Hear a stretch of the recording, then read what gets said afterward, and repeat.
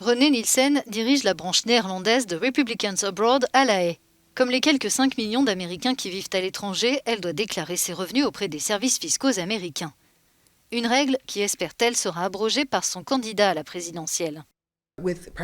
Avec le président Trump, on peut se faire entendre pour qu'enfin on passe d'une imposition basée sur la citoyenneté à une imposition basée sur le lieu de résidence. Et notre organisation a montré la voie en portant plainte et en militant au nom de tous les Américains de l'étranger.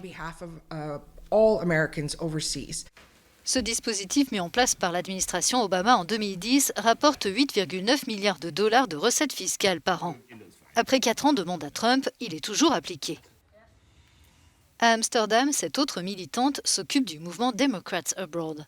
Kendra Borgen dit que la présidence Trump a été difficile à supporter dans un pays libéral comme les Pays-Bas. Pour elle aussi, les règles fiscales doivent évoluer.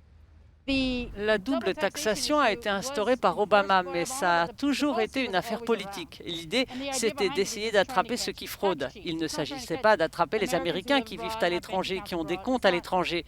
Mais on voit que les politiques évoluent lentement à cause de l'obstruction exercée par les républicains au Congrès. Et c'est ça qu'on veut stopper. Les électeurs américains autorisés à voter ici aux Pays-Bas envoient leur bulletin bien avant le jour de l'élection, mais ils ne sont pas les seuls concernés par ce scrutin. Il est suivi avec tout autant d'attention par les Européens. Comme on pouvait s'y attendre, les habitants du centre d'Amsterdam que nous avons rencontrés n'apprécient guère l'actuel président américain, ceux des zones rurales peut-être davantage. S'il est réélu, je crois que ce sera de pire en pire aux États-Unis. Trump, pour moi, c'est une sorte de monstre. Je trouve que son action économique est bonne. Je pense qu'il a fait de bonnes choses. Mais la manière dont il exerce le pouvoir, c'est terrible pour les Américains.